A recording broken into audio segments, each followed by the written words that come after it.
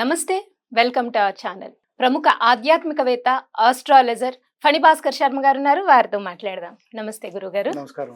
జనవరి మాస ఫలితాల్లో భాగంగా రాశి ఫలితాలు చెప్తున్నారు మీరు. అందులో మిథున్ రాశి వారికి ఎలా ఉంది, అలాగే వాళ్ళు పాటించాల్సిన పరిహారాలు చెప్పండి గురుగారు. తప్పకుండా అమ్మ. మిథున రాశి వారికి వచ్చేటప్పటికి ఇక్కడ మృగశిర 3-4 పాదాలు వారు వస్తారు. అలాగే ఆరుద్ర 4 పాదాల వారు వస్తారు. పునర్వసు వచ్చేటప్పటికి 1, 2, 3 పాదాల వారు వస్తారు. మనం ఇందాక అనుకున్నట్టుగా 9 పాదాలు అనేది ప్రతి రాశిలోనూ ఉంటుంది. కాబట్టి వీరికి వచ్చేటప్పటికి కొంత అనుకూలత అనేది తక్కువగానే ఉంది. అంటే ఎటు చూసినా శుభమూలకంగా ఖర్చులు ఉంటున్నాయి, కొంత ఆరోగ్య సమస్యలు కూడా వచ్చి దాని మూలకంగా కూడా ఖర్చులు అనేవి వస్తూ ఉంటాయి. ముఖ్యంగా దాంపత్యంలో కూడా కొంత కలతలు ఉండే అవకాశం ఉంది. కొత్తగా పెళ్ళైన వారు కొంచెం, ఎందుకంటే లాస్ట్ ఇయర్ వివాహాలు వీరికి బాగా అయినాయి మిథున రాశి వారికి. కాబట్టి కొంత వాళ్ళు కుటుంబపరమైన సమస్యలు ఉంటాయి. కాబట్టి దాంపత్యంలో కొంచెం అన్యోన్యత అనేది చూసుకోవటం, ఏవైనా గొడవలు ఉన్నా కూడా పెద్దవాళ్ళని కూర్చోబెట్టి చేసుకోవటం అనేది మంచిది.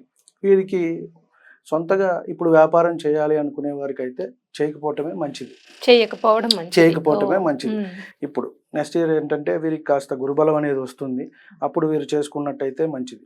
అలాగే అన్నదమ్ములు, అక్క చెల్లెళ్ళ మధ్యలో కూడా వీరికి కొంచెం మనస్పర్ధలు వచ్చే అవకాశం ఉంది. పూర్వీకుల నుంచి వస్తున్న వ్యాపారాలు అవి ఏవైతే ఉన్నాయో అవి చూసుకోవటం, వంశపారంపర్యంగా ఉన్నవి చూసుకోవటం అనేది మంచిది. మేము కొత్తగా చేసుకుంటామని వాళ్ళ దగ్గర నుంచి డబ్బులు తీసుకుని కొత్తగా ఇన్వెస్ట్ చేసుకుని ఇలా వెళ్తే కనుక కొంత చిక్కులు పడతారు. అలాగే వీరికి కాస్త స్నేహితులు అనేది కూడా కాస్త ఎక్కువగా ఉంటారు. వీరికి ఎక్కువ తిరుగుతూ ఉంటారు. ఇది వాయుతత్వ రాశి అనమాట మిథున రాశి. కాబట్టి వీరు ఎక్కువ రోమింగ్ లో ఉంటారు. ఎక్కువగా తిరగటం, ఫ్రెండ్స్ తో పొద్దున ఇంట్లో నుంచి వెళ్ళిపోయారంటే ఎప్పుడో రాత్రికి వస్తూ ఉంటారు. కాబట్టి కొంత జాగ్రత్తగా ఉండటం, వారితో అంటే స్నేహితుల వల్ల మంచి జరుగుతుంది, చెడు జరుగుతుంది. మనకు కొన్ని విషయాలు తెలియనివి కూడా తెలుస్తూ ఉంటాయి.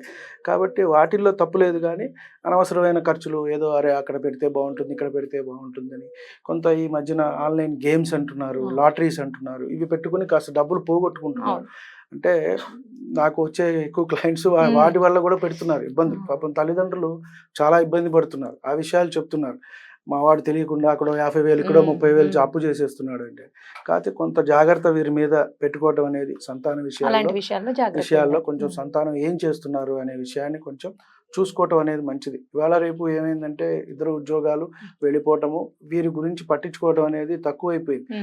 సో వాళ్ళు లోన్లీనెస్ ద్వారా ఏవో ఒక అలవాట్లు, వ్యాపకాలు అనేవి పెరిగిపోతున్నాయి. దానివల్ల కొంత ఇబ్బందులు అనేవి ఉంటాయి. వీరి సంతానానికి చూసుకోవాల్సిన అవసరం అయితే ఉన్నది. ఈ రకంగానే కొంత అనవసరమైన ఖర్చులు కూడా వచ్చే అవకాశం ఉంది. కాబట్టి కొంత జాగ్రత్తగా ఉండటం అనేది మంచిది. పిల్లలు ఉన్నత విద్యకు విదేశాలకు వెళ్ళే వారికి బాగుంటుంది. కాబట్టి వారి కుటుంబంలో ఎవరైనా ఎంఎస్కి వెళ్తాము చదువుకోవటానికి అంటే కనుక వారు వెళ్ళినట్టయితే బాగానే ఉంటుంది. అలాగే వీరికి కూడా దూర ప్రాంతాల్లో ఏమైనా ఉద్యోగ అవకాశాలు వస్తే కనుక వెళ్ళటం అనేది మంచిది. వీరికి ఏమన్నా కంపెనీ ద్వారా పంపిస్తారు, లేదా మనమే ఏదైనా చేసుకుని వెళ్తాం, అలా వెళ్ళినా కూడా వీరికి బాగానే ఉంటుంది. డబ్బు అయితే ఏదో రకంగా వస్తూ ఉంటుందమ్మా. సహాయం ఎవరో ఒకరు చేస్తారు, ఫ్రెండ్ సర్కిల్లోనో లేకపోతే మన బంధువుల్లోనో కుటుంబంలోనో. ఇబ్బంది అయితే ఏమి లేదు.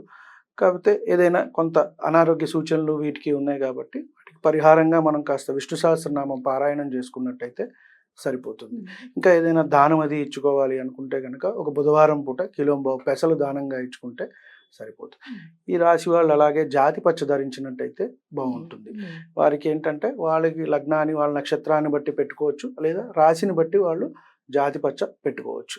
దీనివల్ల వారికి ఎటువంటి ఇబ్బందులు అనేవి కూడా రాకుండా, ఆలోచనలు అవి కూడా మనసు ప్రశాంతంగా ఉండటం. అది ఎందుకంటే ఇవి కొంచెం బుధుడు ఏంటంటే ఎవరితో ఉంటే వారితో వెళ్తూ ఉంటారు. ఆయన ఒక్కడే ఉండటం మంచిదమ్మా రాశి చక్రంలో.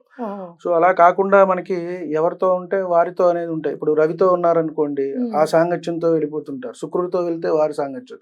ఈయన సింగిల్ గా తీసుకోలేడు. కాబట్టి ఆయన ఒంటరిగా ఉంటేనే మంచిది.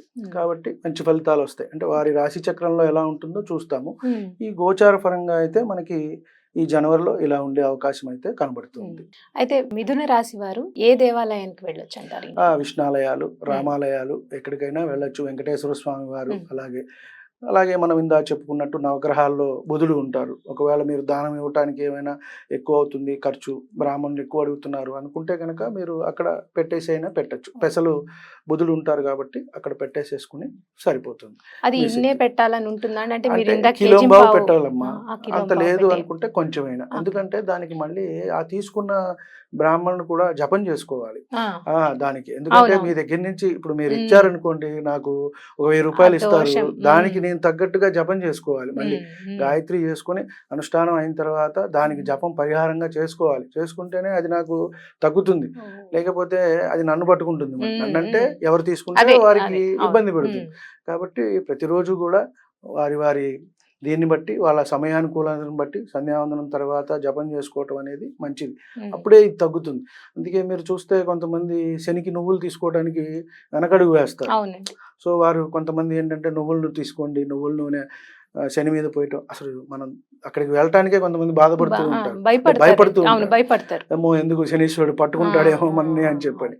కాబట్టి అది అలా ఏం ఉండదమ్మా. నవగ్రహ ఆరాధన శుభ్రంగా చేసుకోవచ్చు. ఉమ్. మంచిగా శుభ్రంగా మనం వెళ్ళి కాళ్ళు కడుక్కొని నవగ్రహ ఆరాధన చేసుకొని మళ్ళీ కడుక్కొని శుభ్రంగా గుళ్ళోకి వెళ్ళి దండం పెట్టుకొని స్వామివారిని ఇంటికి వెళ్ళొచ్చు. ప్రసాదం రైట్ అండి. తీసుకోవచ్చు.